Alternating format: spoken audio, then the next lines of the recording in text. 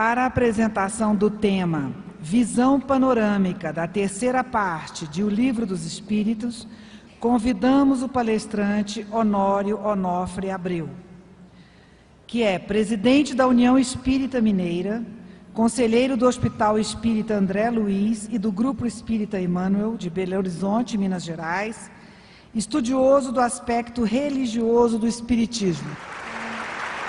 Queridos irmãos, participante deste extraordinário evento comemorativo dos 150 anos de O Livro dos Espíritos, que o Senhor nos abençoe. É com muita alegria, pessoal, que recebemos o ensejo de podermos integrar esta equipe, não apenas de uma referência especial a este acontecimento, mas principalmente para a oportunidade de reciclagem do conteúdo maravilhoso que esta obra vem reservando aos nossos corações. Quando nós abrimos o Evangelho de Jesus em João, no capítulo 8, versículo 12, nós ali vamos detectar aquele instante em que ele, Jesus, com sua autoridade, identificava-se: eu sou a luz do mundo, aquele que me segue não andará em trevas, mas terá a luz da vida. É óbvio que para abrir os territórios humanos para os campos do amor, tinha que ser alguém com a autoridade dele. Em vários momentos, ele pôde afiançar isto com toda a grandeza, com toda a autoridade. O trabalho se revestiu dentro daquilo que nós compreendemos hoje como sendo a cartilha do exemplo, sem o que não haverá efetiva canalização de um conteúdo deste alcance. A nova revelação do amor após Moisés chegava, mas chegava de modo vivencial de tudo que se reportava até então às leis superiores em Deus. Para tanto, todo o conteúdo transcrito nos evangelhos, recolhidos por aqueles que foram incumbidos de seus apontamentos, nos apresenta extraordinária comunicação educacional. Vamos ver este sentido orientador educacional por excelência nos ensinos diretos, nas parábolas, nos fatos do cotidiano registrados, nos fatos extraordinários. Vamos ver nas curas, especialmente.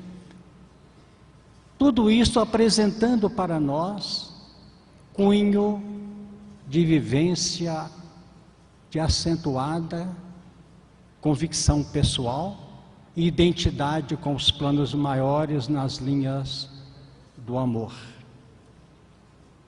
Definia o Cristo naquela oportunidade: se permanecerdes na minha palavra, verdadeiramente sereis meus discípulos, e conhecereis a verdade, e a verdade vos libertará.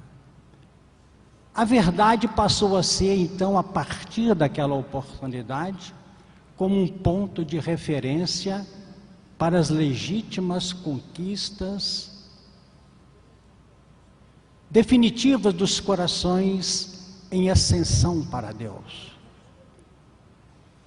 E ele próprio, que edificava a doutrina do amor nos fundamentos das leis, ainda acentuadamente sintetizadas no Decálogo, poderia apresentar para nós que a nova doutrina que viria no campo da maturidade da coletividade humana necessitaria também ter fundamentos educacionais e sobre as linhas da verdade.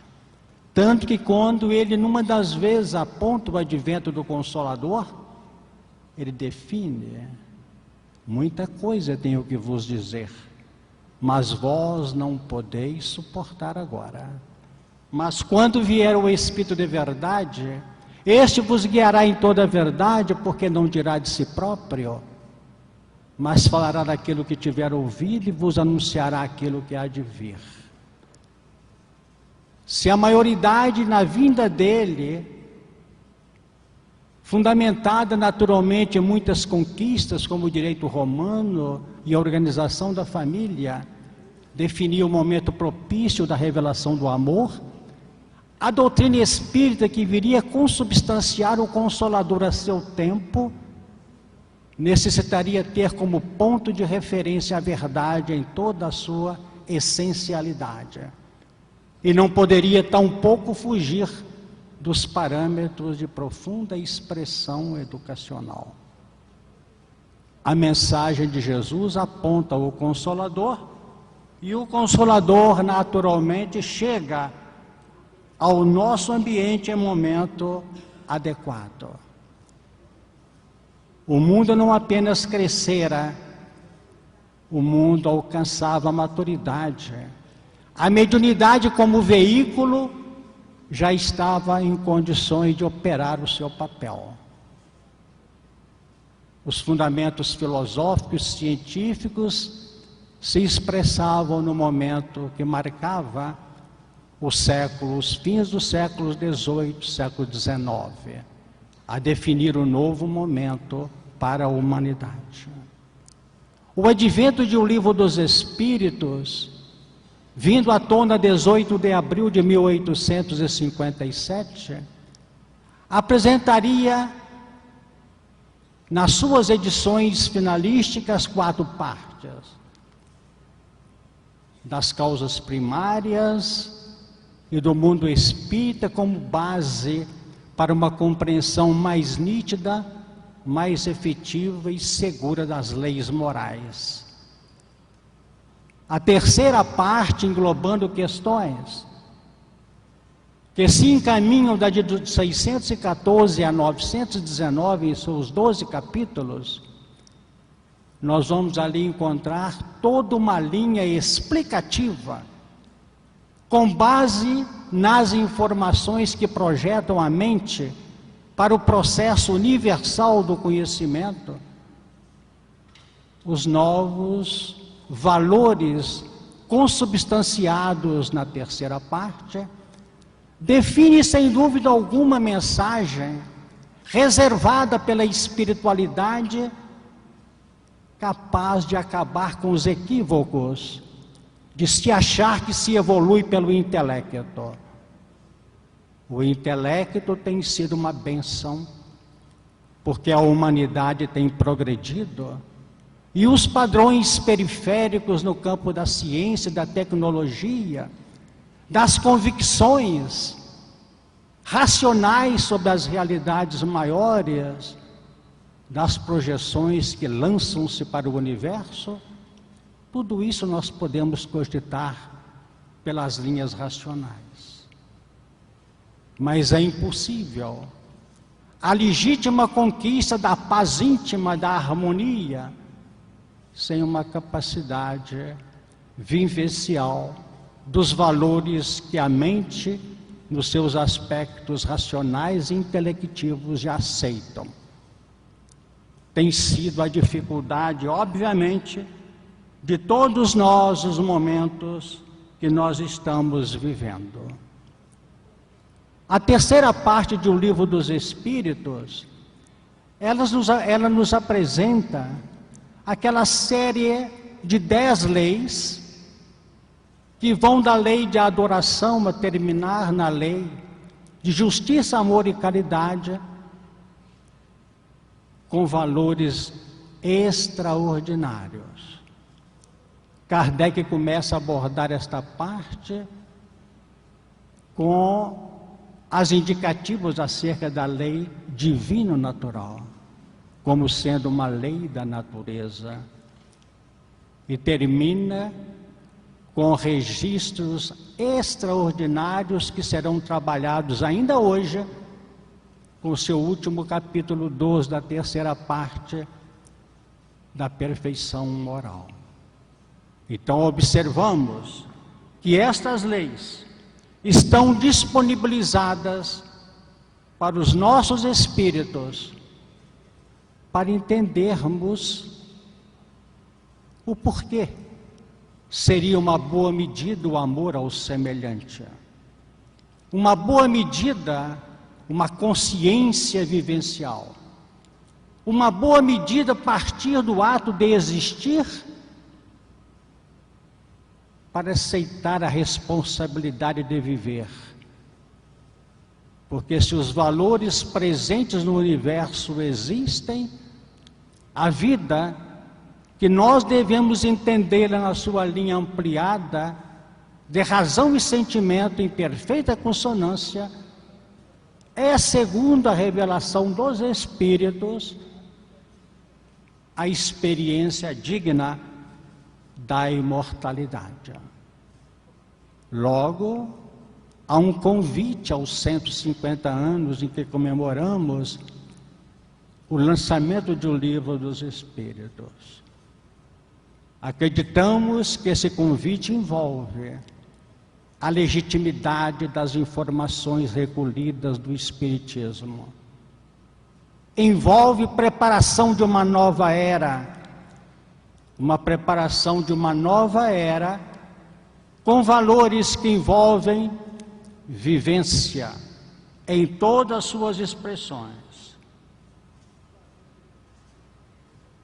Nós vamos entender que a lei que nós aprendemos com Moisés e a lei que nós temos apropriado em registros extraordinários na terceira parte do Livro dos Espíritos, já estão suficientemente plenas, amplas, definindo como adorar a Deus, como conduzir a nossa linha operacional no dia a dia, como viver em sociedade, como encarar o progresso.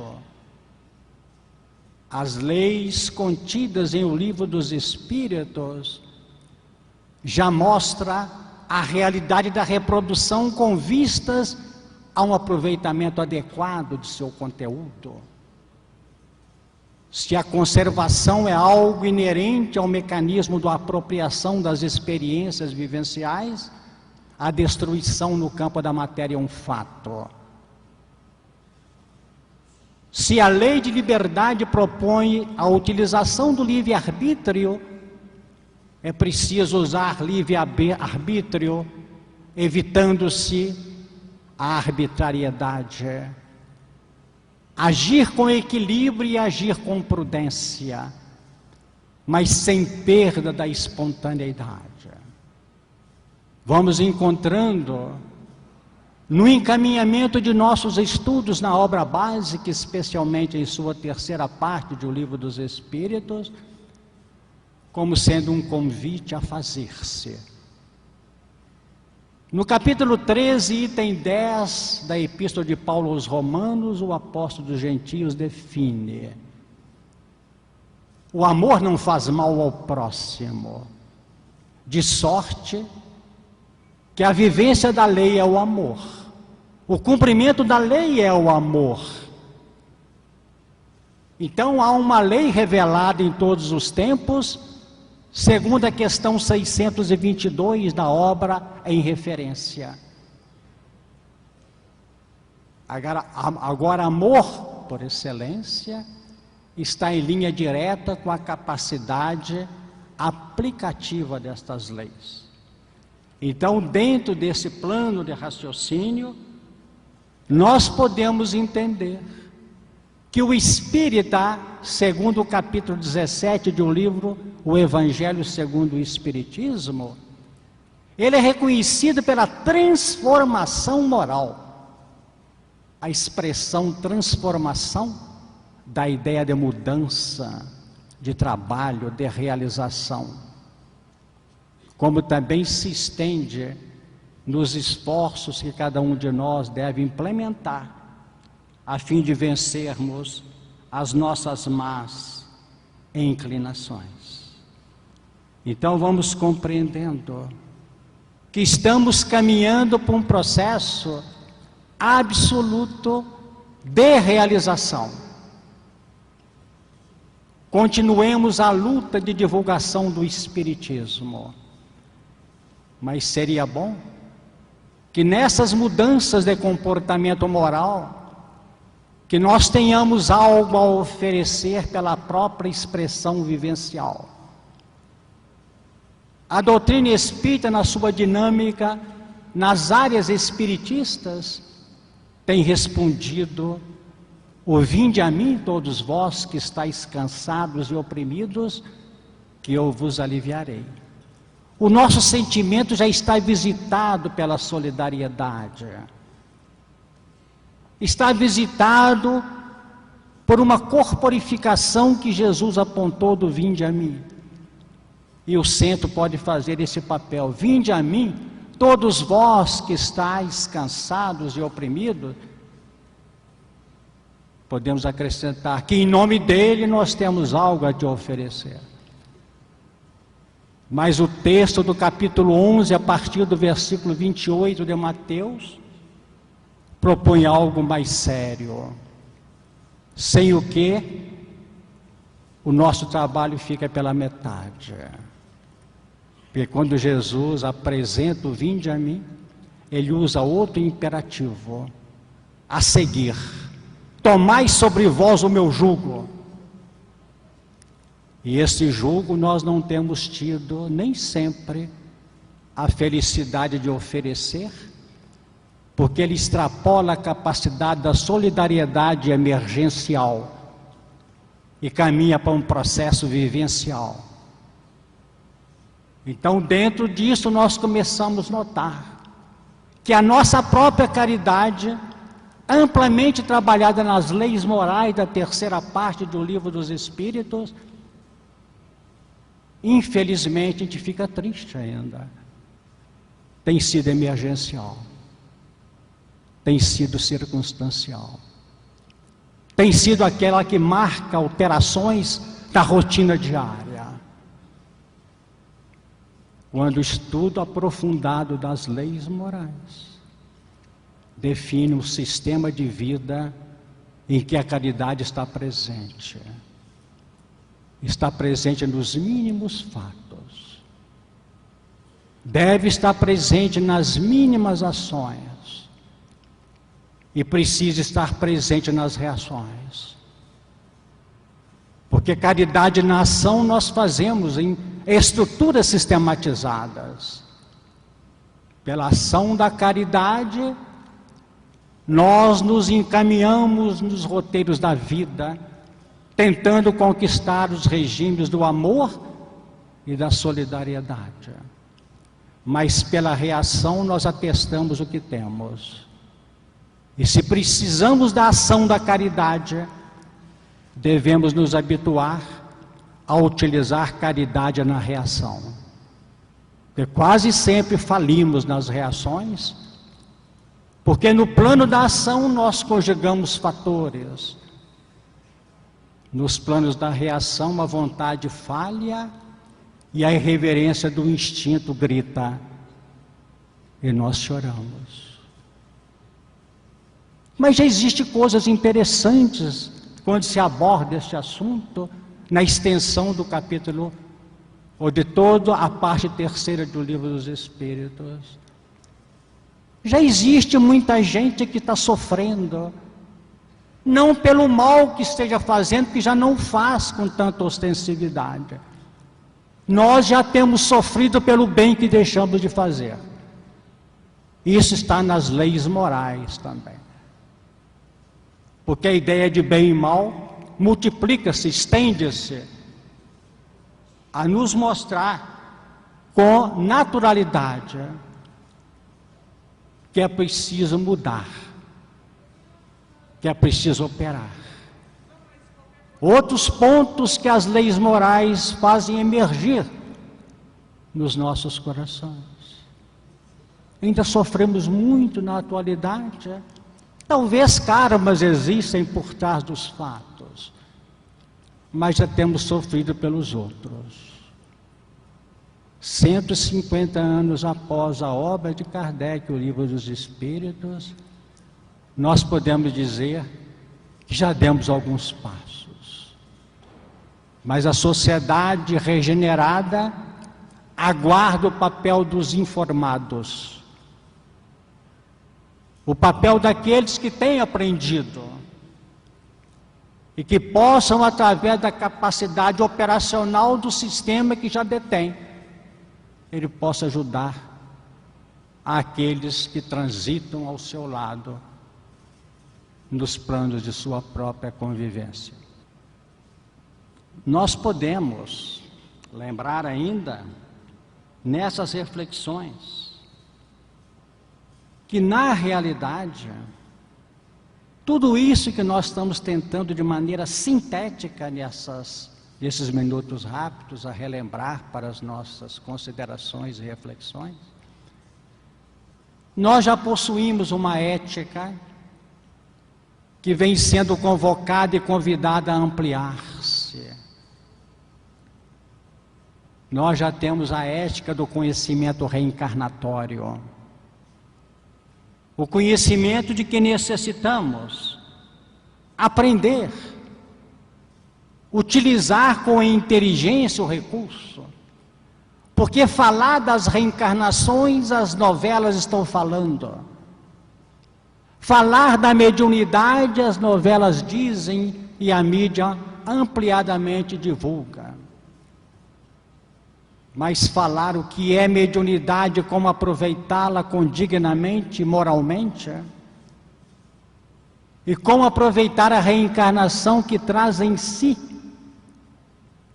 a oportunidade de proporcionar o espírito, de cumprir a parte que lhe cabe na criação, esse assunto dos espíritas, de nós que temos trabalhado o Livro dos Espíritos, e que às vezes nos empolgamos com as partes das origens, ou nos empolgamos com as realidades da interação, plano físico e plano espiritual.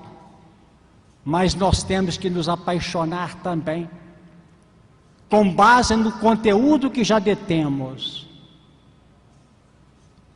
com o envolvimento com os padrões de revolvimento de nossas estruturas interiores, no que reporta ao processo, nem tanto operacional, mas mais irradiador, de uma vida consciente.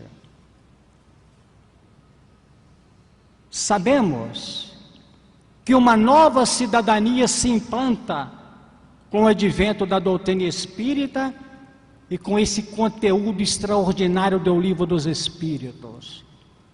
Quando nós nos referimos ao Livro dos Espíritos, o nosso coração se movimenta, porque nós temos ali 1019 questões, em que nós não sabemos se são mais inteligentes as perguntas ou as respostas, porque apresentam aqueles elementos ali registrados, o pensamento do plano maior, de um número imenso de companheiros que marcaram seus destinos com o sangue do sacrifício e dos próprios testemunhos.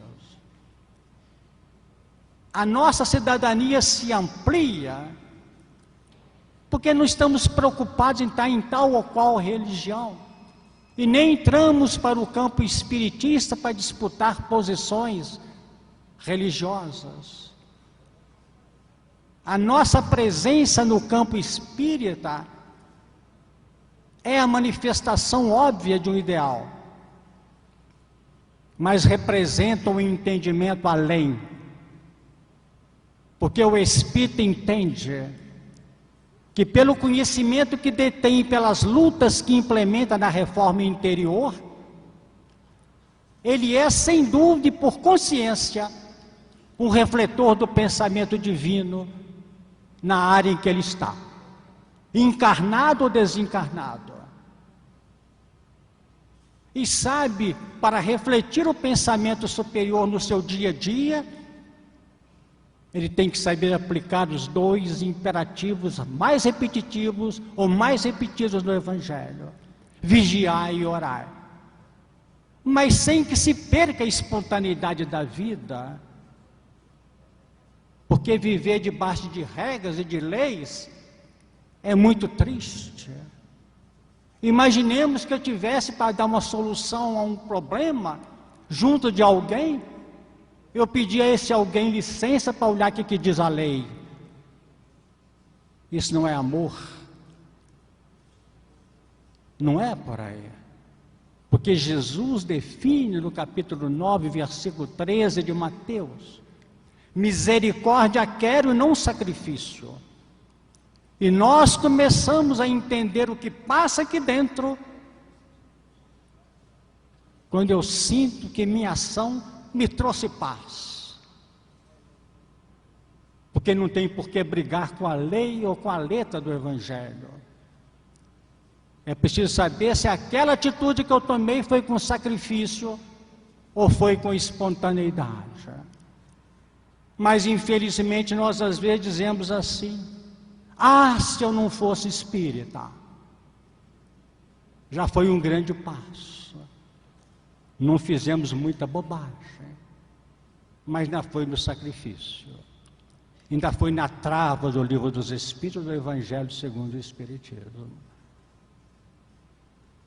E o novo momento da regeneração é um momento de felicidade, não é um momento de amarra, não é um momento de constrangimento mais, porque a lei constrange, coage, e o amor espera, o amor se projeta.